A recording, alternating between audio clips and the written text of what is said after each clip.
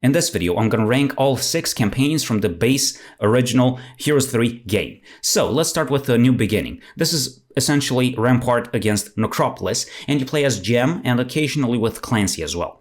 Now this is okay-ish. The objective is to retrieve some artifacts for Sandro, but that's not that interesting, I wouldn't say. And also, it's kind of a missed potential because, well, the specializations that these guys have are not that interesting. Like, Gem has a first aid tent one, and Clancy is specialized in, what, unicorns? That's fine, but it's not as epic as, I don't know, let's say Meteor Shower or Chain Lightning or Haste or something, offense, I don't know, something that would be more impactful, let's say. Or maybe I didn't understand how to play it, or I don't know. But New Beginning is kind of okay-ish, so I would give it probably a B. It's not one that I would really replay, I wouldn't say. Yeah. Then the second one I've played is Birth of a Barbarian. Because the factions are different, you don't fight against Necropolis anymore. So I wanted something different. Right, so this is kind of interesting because you control Yogg, who is a wizard, but he wants to be a barbarian. And his specialty is actually Chain Lightning, but the guy refuses to use the spell. And he threw his magic book away. So that's really interesting because it's almost like one of those challenges, you know, the no magic, no spells challenge, you know, the Heroes of Might. In a sense, for the most part, if you use Yogg.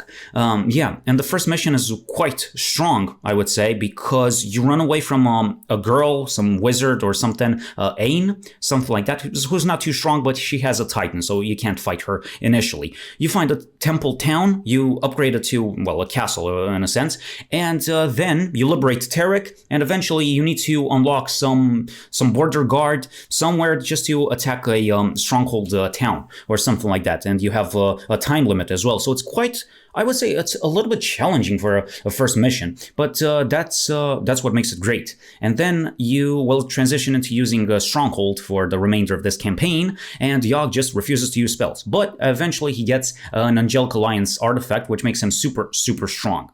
Okay, I like this campaign a lot. It's one of my favorites, and I would give it a proper S. Really strong. This is probably the first one that I would want to replay for sure.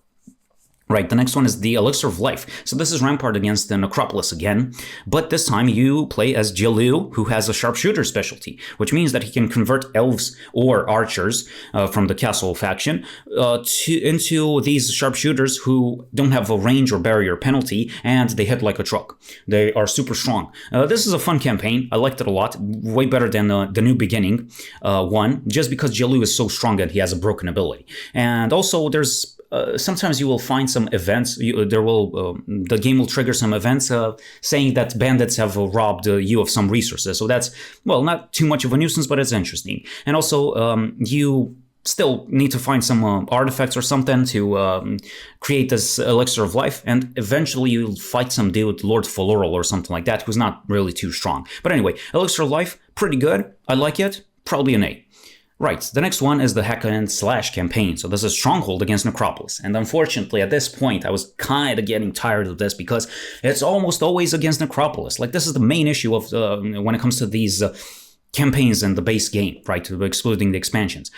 Always against Necropolis. Like, some spells are unusable pretty much whenever you're facing these guys. No Curse, no Bloodlust, no, what's it called, Berserk. Yeah, no Blind, stuff like that, unless you fight against the occasional castle faction or something like that. That's kind of ridiculous. But anyway, you control Crack Hack.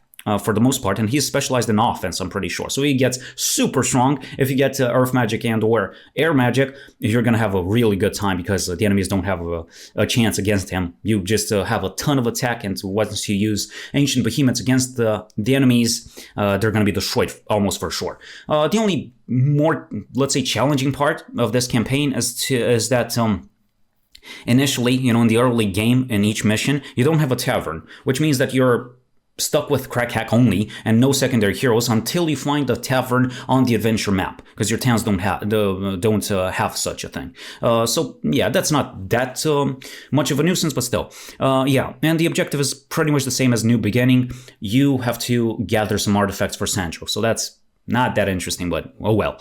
Right, and then the final mission, you actually liberate some dude from a prison who's called Slash. So there you go, Hack and Slash. But anyway, kind of too little too late. But yeah, I think this is okay, but not quite Elixir of Life. I would say probably B plus or A minus, but probably B plus is sufficient for hack and slash.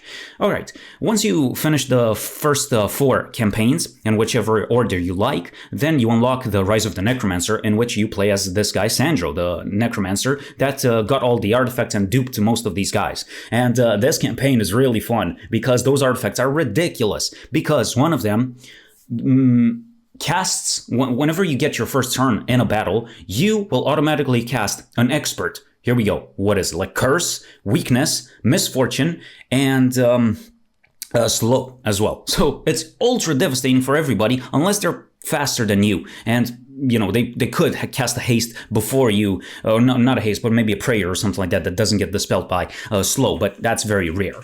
All right, but that's not even the most broken one. The other one, the other artifact, is one that lets you convert with your necromancy skill. Instead of converting some percentage of dead creatures into skeletons, you can convert them into liches, which is ridiculous, man. And also there's an exploit as well, because if you have power liches and you don't have a free stack, right? So you have 7 stacks of whatever plus some power liches. It's not like you don't generate anything because you have no room. No, you generate power liches specifically.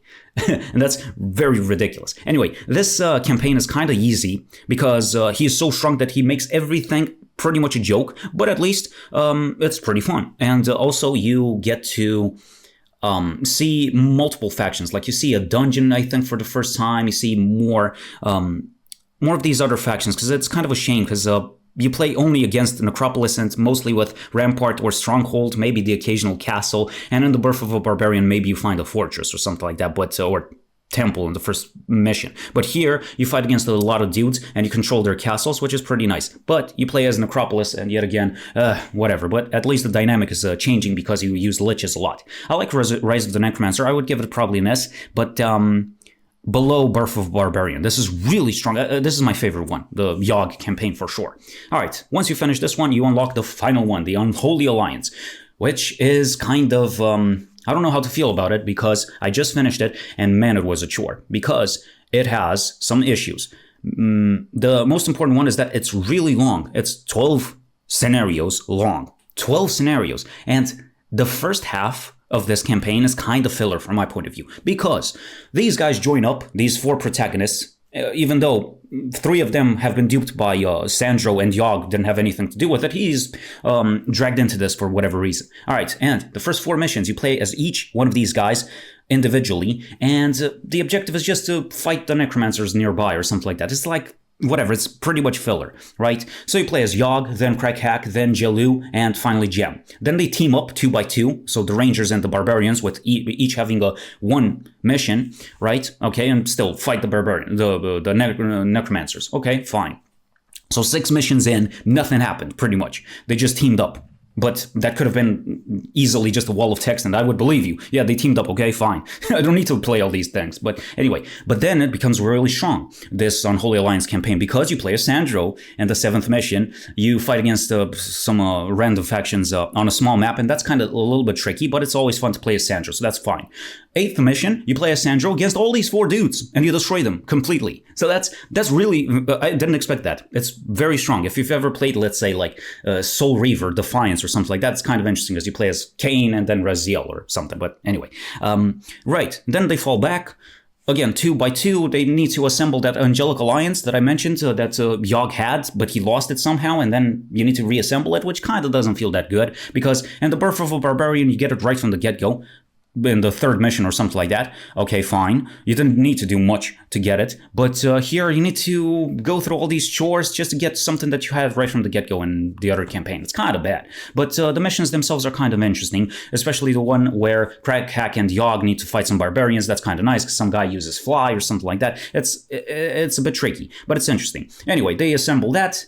And eventually, you fight Sandro, and it's a massive disappointment, unfortunately, because Sandro just fumbles for no reason. He's not strong, he doesn't use the liches, and he's just waiting in his castle patiently for you to come there and obliterate him completely. It's kind of ridiculous. I don't know what happened, but it's kind of a little bit disappointing, and also it's very tedious to play against Necropolis almost all the time. It's just, please, I want to play something else, right? So it's kind of a little bit, I mean, the whole base game original campaign is a bit tedious. They should have had more variety, let's say. But anyway, Unholy Alliance is kind of good because it combines the other ones, except the Birth of a Barbarian, which is the best one. Because Yogg actually kind of changes his mind and he uses some spells, but he doesn't have wisdom, so he's kind of weak. But at least he's not susceptible to a blind or something like that as easily as in the Birth of a Barbarian. But that's not as interesting, though. Anyway, Unholy Alliance, kind of strong somewhat, but only the second half. I would replay the second half, but yeah.